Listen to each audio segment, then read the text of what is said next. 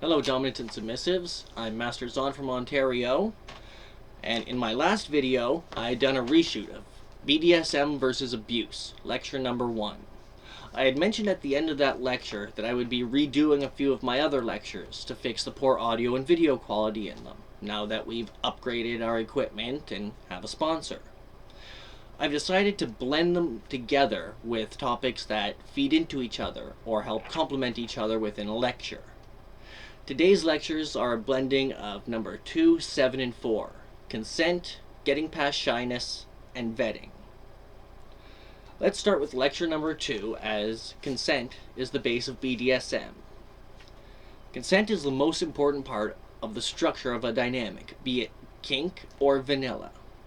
Without consent, the very core of BDSM would be considered abusive. Abuse to one is a kinky good time to another. Only through open and honest communication and working with your partner can it be determined whether it's kinky or abusive. Now, some people tend to think that the dominant gives orders and the submissive follows, and see this as a form of controlling abuse.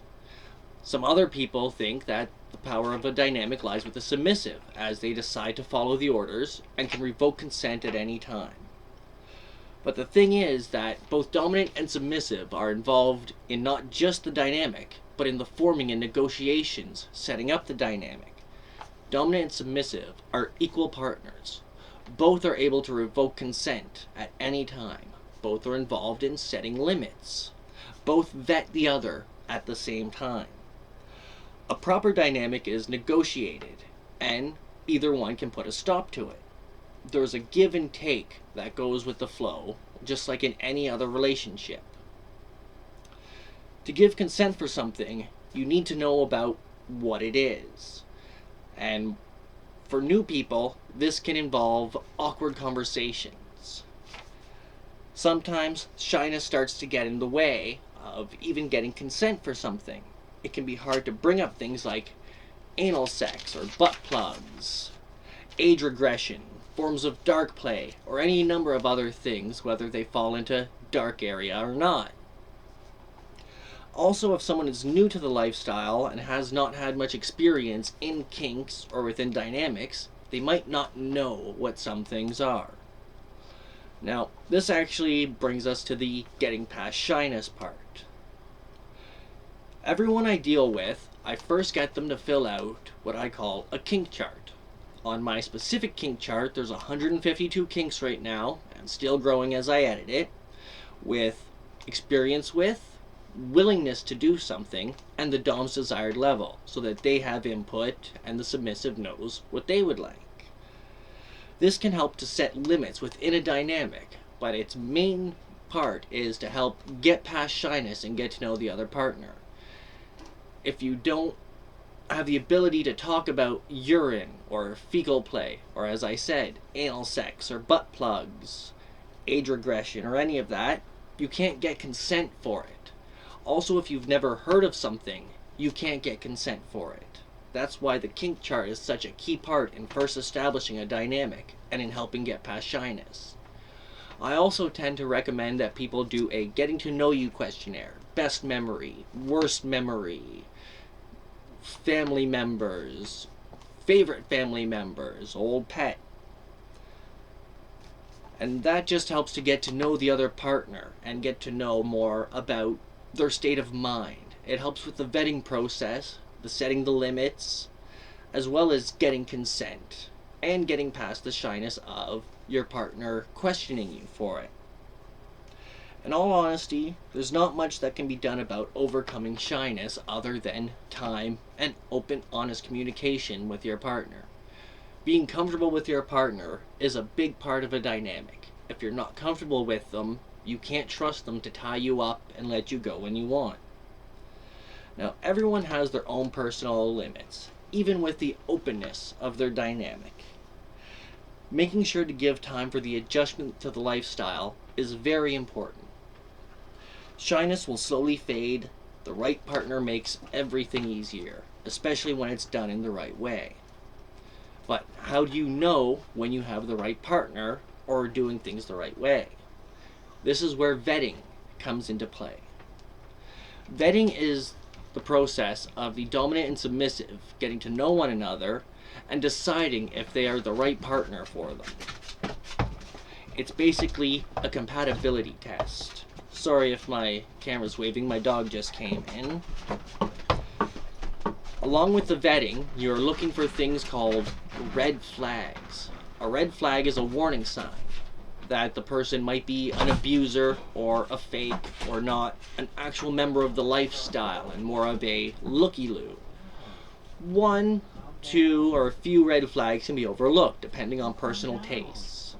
As I said, abuse to one is a kinky fun time to another. So if a person likes to choke their partner and the person likes being choked, it's not really a red flag. But when they start piling up, you have to start questioning it. Now, even with a single person, couples, or in a polydynamic, it's very important to watch out for these red flags. This is because everyone is unique. Every dynamic is unique, and so what you're looking for is also going to be unique. During the vetting, you're going to be seeing if you can get past that shyness. You're going to be looking for consent for your activities or for what you would like to try. There's always more to say on any topic, so anything that's left out that you're wondering about, check the old lectures because these are condensed, or I also offer the classes in my school if you're local.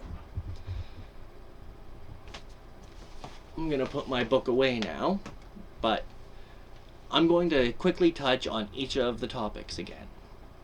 For consent, when you're trying to get consent from a partner, you should never force it. They have their limits the same way that you would have yours. It's important to respect the limits and boundaries of your partner. If they don't match with what you want, it might not be the right partner for you. For getting past shyness, there's always small things that you can do.